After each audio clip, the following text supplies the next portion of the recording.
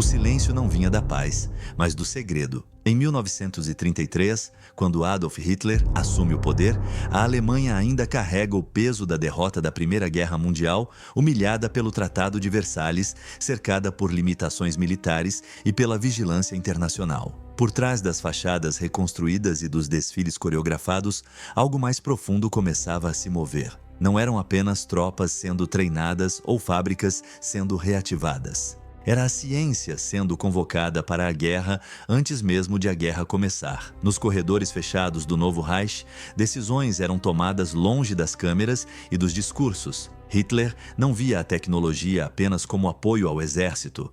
Ele a enxergava como a chave para inverter a história. Se a Alemanha não podia vencer pela quantidade, venceria pela ruptura, pela arma que ninguém esperava, pela descoberta que tornaria todas as outras obsoletas.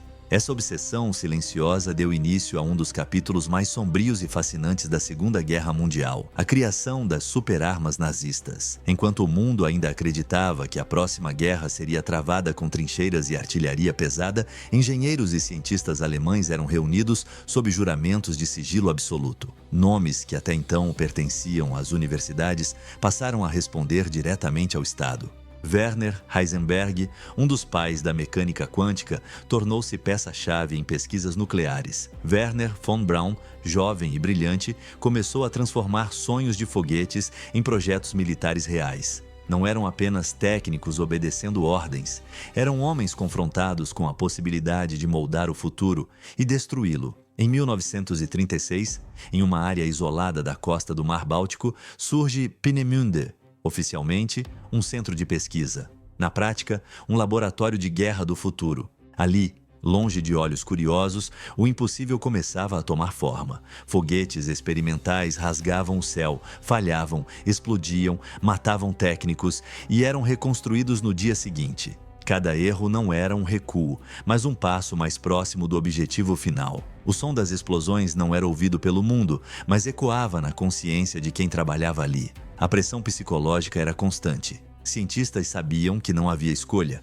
Recusar-se significava suspeita, prisão ou algo pior. Muitos se convenceram de que estavam apenas fazendo ciência. Outros se agarraram à ideia de que, se não fossem eles, alguém mais o faria. A linha entre sobrevivência, ambição e cumplicidade tornava-se cada vez mais tênue. A ciência, que antes buscava compreender o universo, agora era medida pela capacidade de matar à distância. Ao mesmo tempo, a Alemanha investia pesado em projetos paralelos. Aeronaves a jato, armas químicas, submarinos revolucionários, tanques gigantescos que desafiavam a lógica do campo de batalha, tudo isso antes mesmo de 1939. A guerra ainda não havia começado oficialmente, mas o Reich já se preparava para um conflito total, onde a vitória não seria apenas militar, mas psicológica. O inimigo deveria sentir medo antes mesmo do primeiro disparo.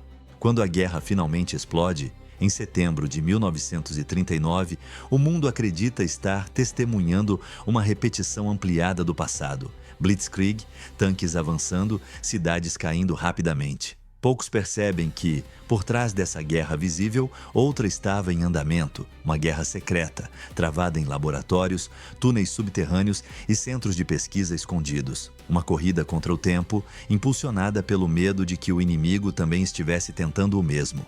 A partir de 1940, a lógica muda. O conflito se prolonga, recursos começam a escassear e as vitórias rápidas se tornam cada vez mais raras. É nesse momento que as superarmas deixam de ser uma aposta distante e passam a ser uma necessidade desesperada. Hitler exige resultados, não protótipos, não promessas, armas reais, capazes de virar o jogo, a ciência é empurrada para o limite e os homens por trás dela também. Relatórios circulam entre Berlim e os centros de pesquisa com linguagem fria e precisa. Cada linha carrega uma expectativa brutal: acabar com a guerra sem precisar vencê-la batalha por batalha. Mas dentro desses relatórios há algo que não aparece nas estatísticas: o cansaço, o medo constante de falhar, a consciência de que cada avanço aproxima o mundo de um ponto sem retorno. Em Peenemünde, testes noturnos se tornam rotina. Foguetes que alcançam alturas jamais vistas, caindo a quilômetros de distância. Pela primeira vez na história, uma arma não depende mais de pilotos, nem pode ser interceptada após o lançamento. Ela simplesmente cai do céu, silenciosa, inevitável. Alguns engenheiros percebem, naquele instante, que estão criando algo que nenhuma geração futura conseguirá desfazer. Enquanto isso, em salas fechadas, a palavra átomo começa a circular com mais frequência. Não como ficção científica, mas como possibilidade concreta. A ideia de liberar a energia contida no núcleo da matéria fascina e assusta. Não se trata apenas de uma nova arma, mas de um novo patamar de destruição. O projeto nuclear alemão avança lentamente, cercado por dúvidas, limitações industriais e disputas internas, mas a simples tentativa já revela a dimensão da ambição nazista. O elemento humano dessa história não está apenas nas vítimas que ainda virão, mas nos rostos tensos dos que apertam parafusos, calculam trajetórias e ajustam equações. Pessoas comuns, muitas vezes jovens, vivendo entre o orgulho de participar de algo grandioso e o medo silencioso do que isso significará para o mundo. Cada decisão tomada ali ecoará muito além das fronteiras da Alemanha. No início dos anos 1940, uma coisa já está clara para quem observa de dentro. O Reich apostou tudo na ciência como arma final. Não há mais recuo possível. Recursos são desviados, prioridades são redefinidas e vidas humanas passam a ser apenas números em tabelas de produção. O silêncio que marcou o nascimento dessas superarmas agora se transforma em expectativa. Algo foi colocado em movimento e não pode mais ser interrompido. Este é o ponto em que a história cruza uma linha invisível. A partir daqui, a guerra deixará de ser apenas um confronto entre nações armadas. Ela se tornará um experimento gigantesco sobre até onde a humanidade está disposta a ir quando acredita que o fim justifica qualquer meio. E o mundo, ainda sem saber, está prestes a sentir o impacto direto das decisões tomadas nesse silêncio inicial. O ponto de não retorno não acontece com um estrondo. Ele chega em silêncio escondido em memorandos assinados às pressas, em ordens transmitidas por telefone, em decisões tomadas sob luz fraca, no meio da madrugada. Entre 1941 e 1942, a Alemanha nazista entra exatamente nesse território. A guerra, que parecia rápida e calculada, começa a se arrastar. A invasão da União Soviética, lançada como uma aposta colossal, transforma-se em um sorvedouro de homens, combustível e esperança. É nesse momento que a ciência deixa de ser uma vantagem estratégica e passa a ser uma última saída. Hitler perde a paciência. Generais pedem mais divisões, mais tanques, mais aviões, mas o que o Führer exige é diferente. Ele quer uma arma decisiva, algo que quebre o equilíbrio de forma definitiva, algo que faça o inimigo cair antes mesmo de reagir. A pressão desce em cascata pelos escalões do regime até atingir os laboratórios, as fábricas ocultas, os túneis escavados às pressas. A mensagem é clara e brutal. Falhar não é uma opção. Em Peenemünde, o clima muda. O centro de pesquisa deixa de ser apenas um local de experimentação para se tornar uma engrenagem direta da máquina de guerra. Werner von Braun e sua equipe sabem que o tempo acabou. Os foguetes não são mais protótipos, precisam se tornar armas operacionais. Cada lançamento bem-sucedido é comemorado não como um triunfo científico, mas como um passo rumo à sobrevivência do regime. Cada falha aproxima alguém da punição. O foguete A-4, que mais tarde o mundo conhecerá como V-2, começa a ganhar forma definitiva. Ele não é apenas maior ou mais potente que qualquer coisa já construída. Ele redefine o próprio conceito de ataque. Pela primeira vez, uma arma pode ultrapassar a atmosfera e atingir o alvo a uma velocidade impossível de ser interceptada. Não há sirenes eficazes, não há defesa, apenas o impacto e depois o silêncio. Mas esse avanço tem um custo humano invisível para quem vê apenas os números. Para produzir os foguetes em escala, o regime decide transferir a fabricação para instalações subterrâneas, longe de bombardeios aliados. Assim nasce Mittelwerk, uma fábrica escondida nas montanhas de Harz. Ali, a ciência e o horror se fundem de forma definitiva. Prisioneiros de campos de concentração são forçados a trabalhar em condições desumanas, respirando poeira tóxica, dormindo ao lado das máquinas, morrendo aos milhares antes mesmo de ver o céu. Cada V2 lançado carrega uma contradição brutal. Uma obra-prima da engenharia moderna construída sobre uma montanha de cadáveres. Muitos engenheiros sabem disso, alguns visitam as instalações, outros preferem não perguntar. A justificativa se repete como um mantra: a guerra exige sacrifícios. Mas no fundo, todos entendem que a ciência já perdeu qualquer neutralidade possível. Enquanto os foguetes avançam, outros projetos seguem caminhos igualmente sombrios. Aeronaves a jato como o Messerschmitt Mi-262 prometem mudar o domínio dos céus. Em testes, elas são rápidas demais para caças aliados. Pilotos descrevem a sensação de poder absoluto ao ultrapassar qualquer inimigo, mas decisões políticas equivocadas atrasam sua produção em massa. Hitler insiste em usá-las como bombardeiros, não como interceptadores, desperdiçando um potencial que poderia ter alterado o curso da guerra aérea. Nos laboratórios químicos, o regime mantém estoques de armas que ultrapassam qualquer convenção internacional. Gases nervosos como o sarin e o tabum são desenvolvidos e produzidos. Cientistas sabem exatamente o que essas substâncias fazem ao corpo humano: paralisia, sufocamento, morte lenta. Curiosamente, essas armas nunca são usadas em larga escala no campo de batalha europeu. Não por compaixão, mas por medo. Medo de que o inimigo tenha algo semelhante ou pior. E nas sombras mais profundas do esforço científico nazista, o projeto nuclear continua. Werner Heisenberg e outros físicos trabalham com recursos limitados, disputas internas e interferência política constante. O objetivo é claro: dominar a fissão nuclear antes dos inimigos. Mas o caminho é incerto. Falta urânio enriquecido, falta coordenação, falta prioridade real. Ainda assim, a simples existência do projeto mantém viva a possibilidade de uma arma capaz de apagar cidades inteiras do mapa. O peso psicológico sobre esses cientistas é esmagador. Eles vivem entre cálculos abstratos e consequências concretas. Sabem que um erro pode significar morte, deles ou de milhares de desconhecidos. Alguns tentam desacelerar projetos discretamente. Outros seguem em frente, convencidos de que a vitória alemã traria ordem ao mundo. A linha entre convicção e auto-engano se dissolve a cada dia. Em 1943, o mundo começa a sentir os primeiros efeitos diretos dessa ciência fora de controle. Londres passa a ser atingida por novas armas que não se comportam como nada visto antes. Não há aviões para interceptar, não há alerta suficiente. Explosões surgem do nada, espalhando pânico e confusão.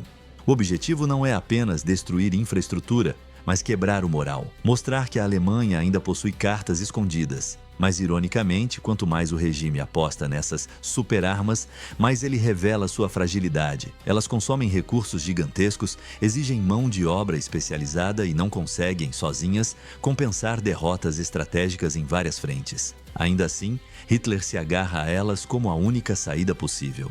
A ciência deixa de ser uma ferramenta e se transforma em uma promessa quase mística de salvação. O elemento humano se manifesta de forma cruel nesse ponto da história. Civis vivem sob o medo constante de ataques imprevisíveis. Prisioneiros morrem para sustentar projetos que nunca verão o resultado final. Cientistas envelhecem anos em meses, pressionados por ordens impossíveis.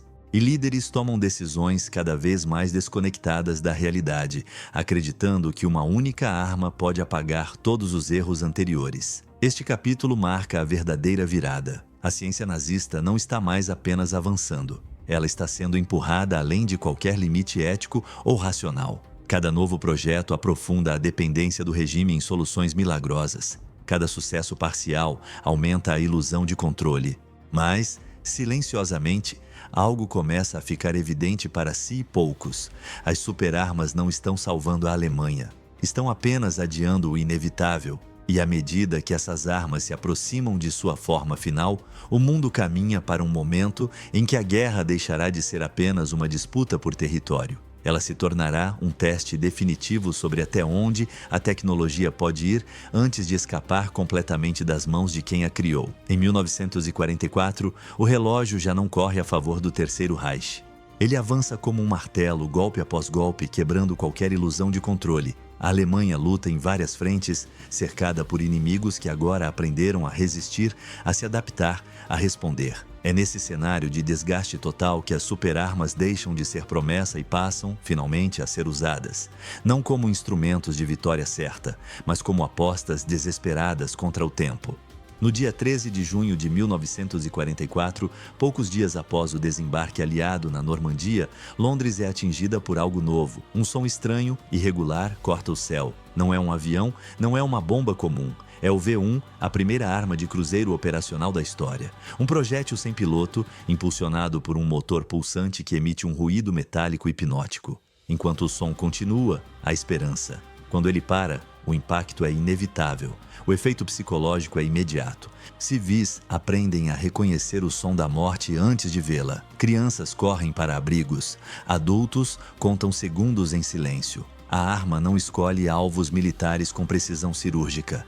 Ela cai sobre bairros inteiros. O objetivo é simples e cruel: espalhar medo, forçar o inimigo a se curvar pela exaustão emocional. Para Hitler, é a prova de que sua aposta na ciência estava correta. Mas o V-1 é apenas o prelúdio. Em setembro de 1944, uma arma ainda mais perturbadora entra em cena: o V-2. Diferente de tudo o que veio antes, ele não avisa. Não emite som antes do impacto. Ele cai do céu a uma velocidade supersônica, atravessando defesas e sistemas de alerta como se não existissem. Quando a explosão acontece, já é tarde demais. A primeira sensação não é o medo, é a confusão absoluta. Para os engenheiros que trabalharam no projeto, o momento é ambíguo. O foguete funciona. Ele cumpre exatamente o que foi projetado para fazer. Anos de cálculos, testes e sacrifícios se materializam em um artefato real. Mas, ao mesmo tempo, muitos entendem que o triunfo técnico não corresponde a uma virada estratégica real. Cada V-2 custa recursos equivalentes a dezenas de caças. Cada lançamento consome materiais que a Alemanha já não pode repor. Enquanto Londres, Antuérpia e outras cidades sofrem os ataques, os relatórios militares revelam uma verdade incômoda. As superarmas causam terror, mas não paralisam a máquina de guerra aliada. As fábricas continuam funcionando, os comboios continuam atravessando o Atlântico. O avanço em terra não desacelera. O impacto é mais simbólico do que decisivo. A arma perfeita chegou tarde demais. Nos bastidores, a tensão entre cientistas e liderança política atinge o auge. Hitler exige números maiores, ataques mais frequentes, resultados mais visíveis. Von Braun e sua equipe sabem que isso é impossível. As linhas de produção sofrem sabotagens, bombardeios e escassez de mão de obra qualificada. Cada foguete lançado representa um esforço quase heróico em um sistema que está desmoronando. E há o outro lado da história, escondido longe dos mapas estratégicos. Em Mittelbau-Dora, o campo de concentração ligado à produção dos V-2, a morte se torna rotina industrial. Prisioneiros trabalham até cair. Corpos são retirados e substituídos no mesmo turno.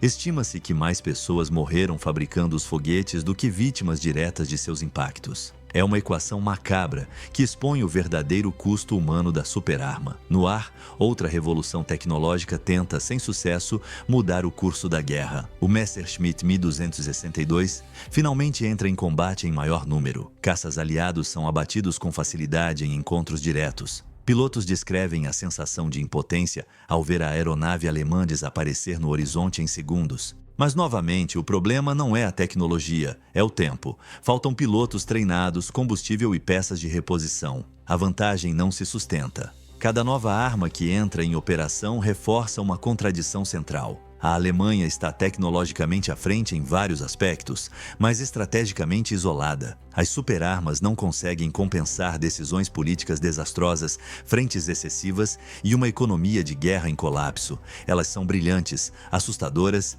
e insuficientes. O elemento humano aparece mais uma vez de forma brutal. Civis vivem sob ataques imprevisíveis. Prisioneiros são consumidos como peças descartáveis. Cientistas observam suas criações sendo usadas e percebem que a história não os julgará apenas pela genialidade, mas pelas consequências. Alguns começam a pensar no pós-guerra, em como explicar seu papel, em como sobreviver ao que virá depois. Em 1945, fica claro que nenhuma superarma salvará o Reich. Ainda assim, Hitler insiste. Ordens continuam sendo dadas como se houvesse um futuro a proteger. A fé cega na tecnologia se transforma em negação da realidade. O regime prefere acreditar em milagres mecânicos a aceitar a derrota iminente. Este capítulo encerra o momento mais irônico de toda a saga. A Alemanha nazista conseguiu criar armas que mudaram para sempre a história da guerra. Foguetes, mísseis, aviões a jato, conceitos que moldarão o mundo nas décadas seguintes. Mas no instante decisivo, essas armas não servem para vencer, apenas para provar o quanto o regime apostou tudo em uma última carta. A arma do futuro chegou ao campo de batalha, funcionou, assustou o mundo e falhou em seu propósito final. O tempo, o recurso mais valioso de todos, já havia se esgotado. No início de 1945, a Alemanha já não luta para vencer, ela luta para adiar o fim. As cidades estão em ruínas, as linhas de suprimento colapsam e o Exército Vermelho avança pelo leste com uma força impossível de conter. Ainda assim, nos corredores finais do regime, uma ideia continua viva, quase mística, a crença de que existe uma arma que ainda não foi usada. Uma arma tão absoluta que poderia redefinir não apenas a guerra, mas a própria existência humana. O projeto nuclear alemão nunca foi um mito. Ele existiu, avançou e consumiu mentes brilhantes. Desde 1939, físicos como Werner Heisenberg, Otto Hahn e Kurt Dibner trabalharam sob o guarda-chuva do Estado para entender e dominar a fissão nuclear. A descoberta de que o átomo podia ser dividido, liberando energia colossal, acendeu uma corrida silenciosa. Quem dominasse esse processo primeiro teria o poder de decidir o destino do mundo. Mas, ao contrário do que Hitler imaginava, a ciência nuclear não obedece à vontade política. O projeto alemão sofre desde o início com disputas internas, prioridades conflitantes e interferência ideológica. O regime prefere investir em armas de impacto imediato, foguetes, aviões, tanques, enquanto a pesquisa nuclear avança lentamente, fragmentada entre laboratórios e sem coordenação central eficaz. O tempo, novamente, é o inimigo invisível. Em 1942, quando os Estados Unidos iniciam o Projeto Manhattan com recursos praticamente ilimitados, a diferença se torna abissal. Enquanto os aliados constroem cidades inteiras para abrigar cientistas e reatores, a Alemanha trabalha com equipamentos improvisados, falta de materiais e escassez de urânio enriquecido. Ainda assim, a possibilidade não desaparece. Relatórios continuam circulando, cálculos seguem sendo feitos. A pergunta não é se, mas quando. O peso psicológico desse projeto é diferente de tudo o que veio antes. Não se trata de destruir uma cidade com explosivos convencionais. Trata-se de liberar uma força que ninguém compreende completamente. Alguns cientistas percebem isso com clareza perturbadora. Heisenberg, em particular, demonstra ambiguidade. Há indícios de que ele compreendia os princípios necessários para uma bomba, mas também de que nunca pressionou pelo caminho mais rápido. Se foi prudência científica, limitação técnica ou sabotagem moral silenciosa, a história jamais responderá com certeza. Enquanto isso, Hitler se apega à ideia de uma arma final. Em seus últimos discursos privados, ele fala de tecnologias que virarão o jogo mesmo quando Berlim já está sob bombardeio constante. É uma fé quase religiosa na ciência como milagre, mas, longe dessas fantasias, a realidade é implacável. O reator experimental alemão nunca atinge criticidade plena. A bomba permanece no papel. O poder que poderia apagar o mundo não chega a se materializar nas mãos do Reich. E então, em abril de 1945, o silêncio muda de forma. Tropas aliadas avançam rapidamente sobre centros de pesquisa, fábricas subterrâneas e instalações secretas. Começa uma corrida paralela, agora aberta e frenética. Capturar o conhecimento alemão antes que ele seja destruído ou caia em mãos inimigas. Operações como a Alsos seguem cientistas, apreendem documentos, desmontam laboratórios inteiros. Cientistas alemães se veem diante de uma nova decisão irreversível. Alguns fogem, outros se rendem. Muitos tentam esconder o quanto sabem, temendo represálias. A ciência que serviu ao regime agora se torna moeda de troca pela sobrevivência. O foco já não é vencer a guerra, mas garantir um lugar no mundo que surgirá após ela. Nos últimos dias, Hitler permanece em seu bunker, cercado por mapas irreais e promessas vazias. A arma definitiva nunca chega. A superciência que ele acreditava controlar não obedeceu. Ela exigia tempo, estabilidade e recursos, tudo o que o regime destruiu ao longo do caminho. A última aposta falha não por falta de ambição, mas por excesso de ilusão. O elemento humano atinge aqui seu ponto mais trágico. Cientistas refletem sobre o que poderiam ter criado, sobre o que evitaram criar. Civis aguardam o fim sob bombardeios incessantes. Soldados lutam sem esperança real. E o mundo, sem saber, está prestes a entrar em uma nova era, moldada por conhecimentos desenvolvidos sob uma das ditaduras mais violentas da história. Este capítulo representa o momento em que o impossível quase aconteceu. E não aconteceu. A Alemanha esteve perigosamente perto de desbloquear um poder sem precedentes. Não o fez, mas as sementes estavam plantadas. A ciência não morreu com o Reich, ela apenas mudou de mãos. O poder que poderia apagar o mundo escapou por entre os dedos nazistas. Mas a pergunta que fica, ecoando no silêncio pós-guerra, é ainda mais perturbadora. O que aconteceria quando esse conhecimento, finalmente, fosse levado até o fim? O fim da guerra não chega com alívio imediato. Ele chega com silêncio, escombros e perguntas que ninguém sabe responder. Em maio de 1945, a Alemanha se rende, o Terceiro Reich colapsa e o mundo acredita que a ameaça finalmente terminou. Mas, longe das capitais destruídas e dos campos de batalha abandonados, algo essencial sobrevive intacto: o conhecimento. As superarmas nazistas falharam em salvar o regime, mas a ciência por trás delas estava prestes a moldar o futuro de toda a humanidade. Quase no mesmo instante em que as bandeiras brancas surgem, começa uma nova corrida. Não por território, mas por cérebros. Estados Unidos e União Soviética avançam rapidamente para capturar cientistas, documentos, protótipos e instalações. O objetivo é claro: ninguém quer ficar para trás na próxima guerra, uma guerra que já se anuncia diferente, mais silenciosa e potencialmente definitiva. Wernher von Braun e grande parte de sua equipe se rendem aos americanos. Pouco depois, são levados aos Estados Unidos sob a Operação Paperclip. Homens que trabalharam diretamente na criação dos V2 passam a viver em bases militares, longe dos tribunais e das ruínas europeias. Para muitos, a transição é chocante. Ontem eram peças de um regime derrotado. Hoje são ativos estratégicos de uma nova superpotência. Do outro lado, a União Soviética também recolhe o que pode. Engenheiros, técnicos e equipamentos são transportados à força para o leste. Não há espaço para escolhas morais. O mundo entra em uma nova lógica. Quem dominar a tecnologia, dominará o futuro. A ética é empurrada para segundo plano, soterrada pela urgência geopolítica. O impacto dessas decisões se torna evidente rapidamente. Os foguetes que aterrorizavam Londres agora servem de base para os programas espaciais. A lógica que permitiu lançar uma arma sem defesa possível é adaptada para lançar satélites, depois homens e, finalmente, a promessa de alcançar outros mundos. A corrida espacial nasce diretamente dos escombros da guerra. Uma herança desconfortável que poucos gostam de admitir. Mas não são apenas os foguetes que atravessam essa fronteira invisível. Pesquisas em aerodinâmica, motores a jato, materiais avançados e até conceitos nucleares seguem adiante, refinados e ampliados. A bomba atômica, que a Alemanha não conseguiu concluir, explode nas mãos dos Estados Unidos em agosto de 1945, em Hiroshima e Nagasaki. O mundo entra oficialmente na era da destruição total, uma era que a ciência nazista ajudou a antecipar, mesmo sem concretizá-la. O elemento humano desse legado é profundamente ambíguo. Cientistas justificam suas escolhas dizendo que o conhecimento é neutro, que o uso é responsabilidade dos políticos. Outros carregam o peso do passado em silêncio, evitando entrevistas, evitando perguntas, tentando reescrever suas próprias histórias. Para as vítimas, no entanto, essa distinção nunca é tão simples. O sofrimento não desaparece porque a guerra acabou. A lógica das superarmas não morre em 1945. Ela se transforma.